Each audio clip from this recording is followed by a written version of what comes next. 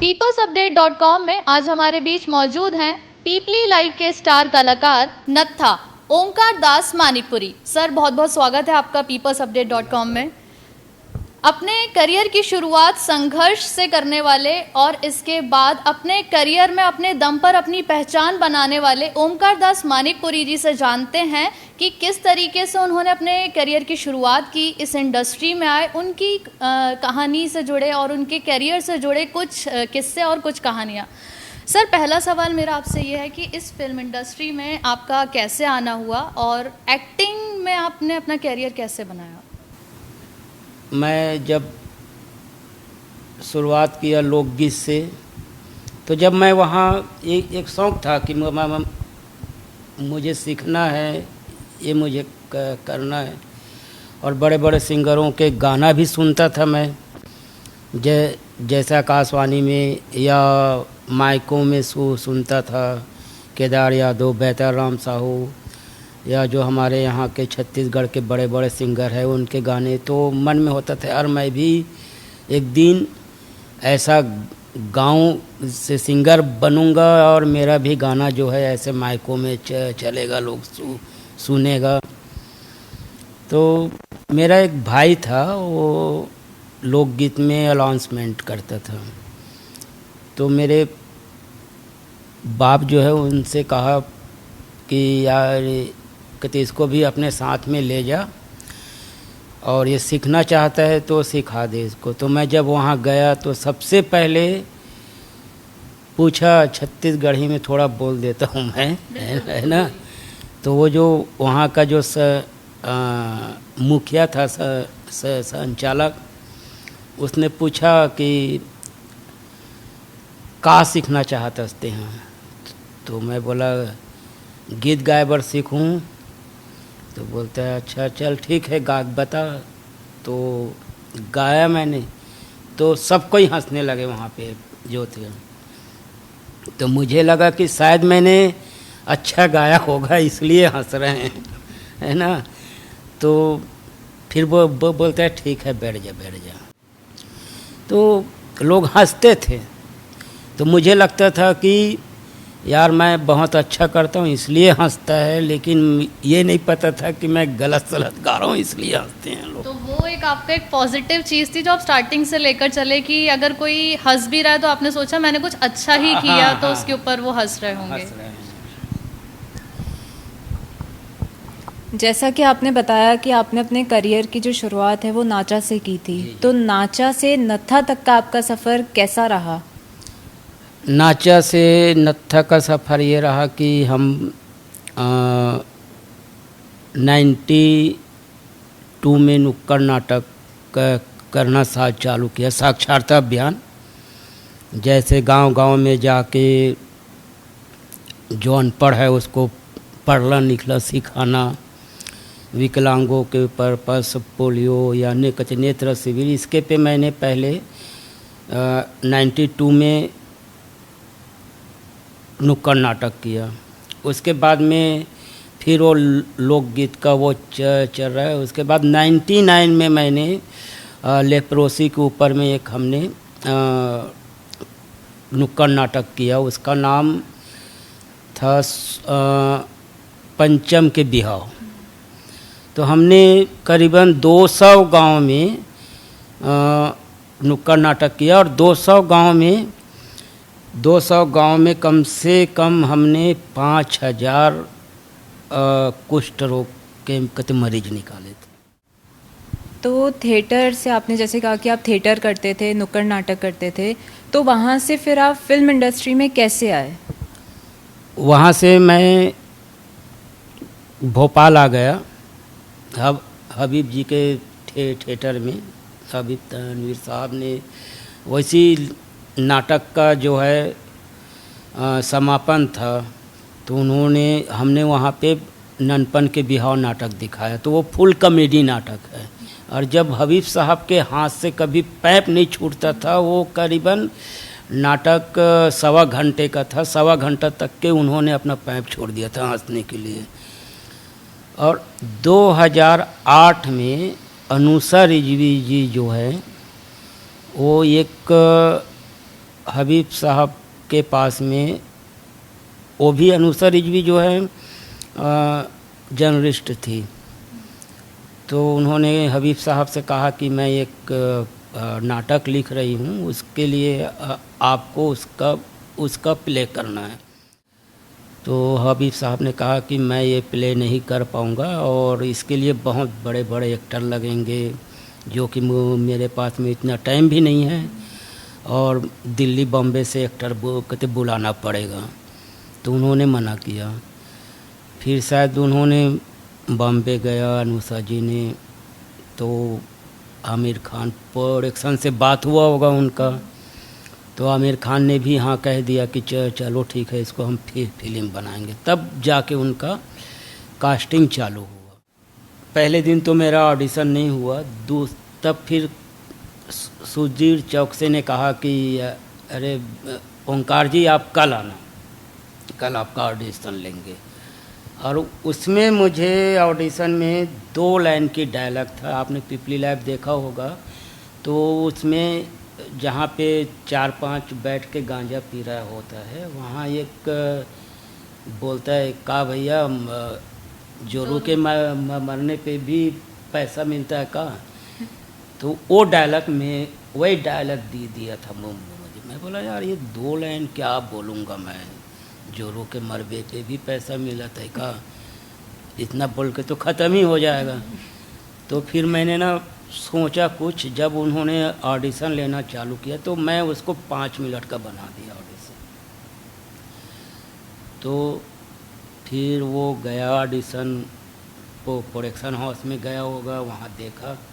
तो जैसे मुझे देखा तो अनुषा और आमिर जी मिल गया नत्था। तो मेरा कास्टिंग नत्था के लिए नहीं लिया गया था, ऑडिशन नहीं हुआ था। डायरेक्टली मेरा ऑडिशन देख के नत्था के लिए कास्ट कर लिया। अच्छा, जैसे आप फिल्म इंडस्ट्री में आए तो इस दौरान आपको कई परेशानियों का भी सामना करना पड़ा होगा, क्योंकि एकदम से आपकी लाइफ चेंज हो गई होगी, बहुत मतलब उतार चढ़ाव आए होंगे। जी जी। हर चीज़ चेंज हो गई होगी, तो किन परेशानियों को आपका सामना करना पड़ा आपको? सबसे बड़े परेशानी तो जब पिपली लाइव रिलीज के बाद 13 या 14 अगस्त में 2000 में रिलीज हुआ था, 2010 में। तो मुझे जब रिलीज हो गया ना, जब तक रिलीज़ 14 को हुआ था, और फिर हमने दिल्ली में सबकत इंटरव्यू के लिए सारे स्टेडियो में, बड़े बड़े स्टेडियो में आमिर जी के साथ रघुवीर यादव, मैं और आमिर साहब और अनुषा रिजवी, ये सब बड़े बड़े स्टेडियो में इंटरव्यू हुआ। फिर हम गए वापस इंटरव्यू के बाद मुंबई वापस, और मुंबई जाने के बाद में मेरा टिकट हुआ छत्तीसगढ़ का। तो मैं वहाँ से एकदम सिंपल सा आया था, जैसे पहले थिएटर से आते जाते थे वैसे। जब रायपुर एयरपोर्ट में तो उतरा, तब तक के मुझे ये नहीं था कि मेरा इतना बड़ा स्टार बन गया हूँ, या लोग सारे मीडिया मेरे इंतज़ार कर रहा होगा, ये ऐसा कुछ भी नहीं था। मुझे लगा कि यार मैं जाऊँगा एयरपोर्ट से, फिर वही बस में बैठ के घर जाना है मुझे। जब मैं एयरपोर्ट से, रायपुर एयरपोर्ट से बाहर निकला तो देखा पूरा मीडिया भरा पड़ा हुआ है, गाड़ी की लाइन लगी है, पत्रा का है, वो प्रेस वाले अलग, मीडिया ये। मैं बोला ये क्या किसी और के लिए होगा, फिर कोई हार लिए खड़ा है। मैं बाहर निकला, सब पकड़ लिया। तब फिर मुझे लगा कि हाँ मतलब कुछ तो हुआ होगा। इसलिए पीपली लाइव से पहले और पीपली लाइव मूवी के बाद क्या कुछ बदलाव आपने अपने जीवन में महसूस किए? अब बदलाव क्या है कि बदलाव तो ऐसा जैसे होना चाहिए वैसा बदलाव तो हुआ नहीं है।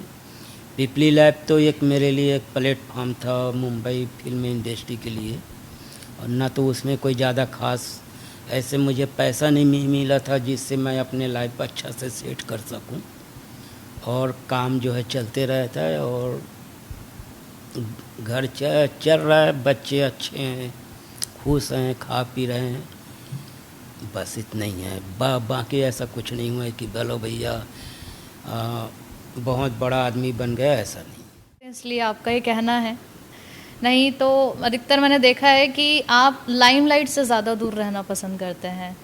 इसके साथ एक पीपली लाइव को लेकर मेरा एक क्वेश्चन ये है कि पीपली लाइव का एक बहुत लोकप्रिय गाना था, महंगाई डायन खाए जात है, तो ये गाना कैसे बना और कैसे मूवी में आप इस गाने को देखते हैं, उसको लेकर थोड़ा बताइए।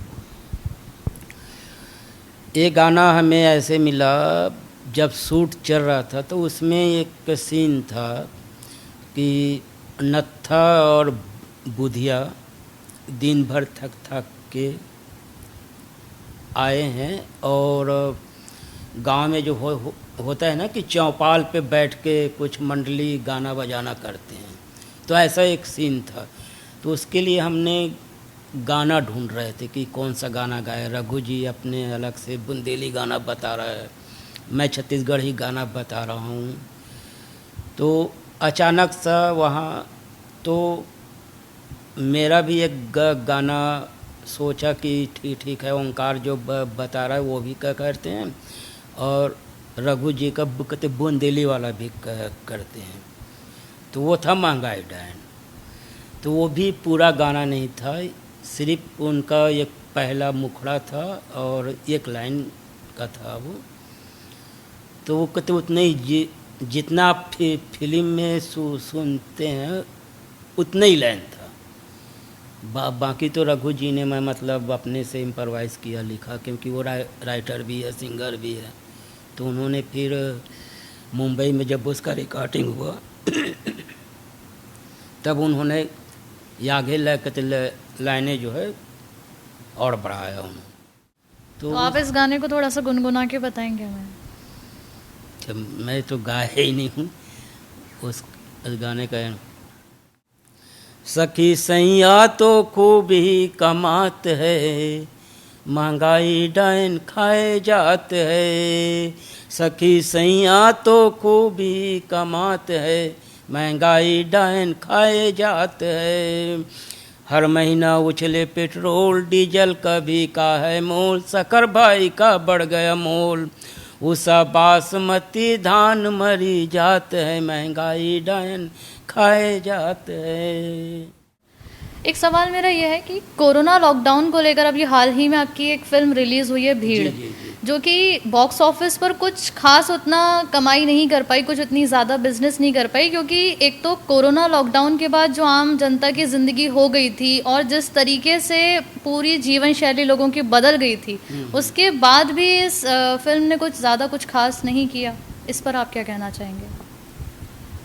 अब इस पे देखिए, या तो ये भी हो सकता है कि पब्लिसिटी इतना ज़्यादा नहीं हुआ होगा, या हुआ होगा तो फिर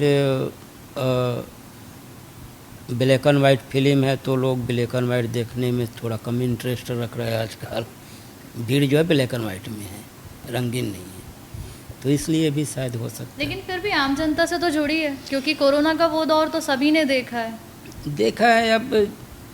अब देखिए, वो ऑडियंस के ऊपर में होता है कि देखने जा रहा है नहीं देखने जा रहा है, कमाई क्या करेगा। अब कोई मूवी ऐसा भी होता है जो कुछ ना रहे पर भी लोग देखने जाता है, और जो कोई मूवी ऐसा होता है कि सब्जेक्ट है तो कुछ चीज़ें की कमी उनको लग रहा होगा। राजनीति को लेकर आपकी क्या राय है? जैसे अभी देखा गया है कि काफ़ी जो एक्ट्रेस और एक्ट्रेसेस हैं वो राजनीति में भी आ रहे हैं। जी। तो पॉलिटिक्स में आने को लेकर क्या आपने सोचा है कि आप आना चाहेंगे? आपको इंटरेस्ट है इस चीज़ में? राजनीति में जाके फिर वही होगा कि अरे वो तो राजनीति में आ गया, जैसा भी हम ही लोग किसी को भी बोल देते हैं वैसा, तो उसमें इंटरेस्ट नहीं है। तो ये थे हमारे साथ पीपली लाइव के स्टार कलाकार नत्था ओमकार दास मानिकपुरी जी, जिन्होंने बताया कि किस तरह उनको अपनी लाइफ में स्ट्रगलिंग एक दौर फेस उन्होंने किया। काफ़ी रिजेक्शंस मिलने के बाद भी उन्होंने जो एक फोकस थे अपने कैरियर को लेकर, एक एक्टिंग को लेकर, एक जो जुनून था उसको जारी रखा। शिवानी गुप्ता, कैमरा पर्सन तरुण यादव के साथ peopleupdate.com।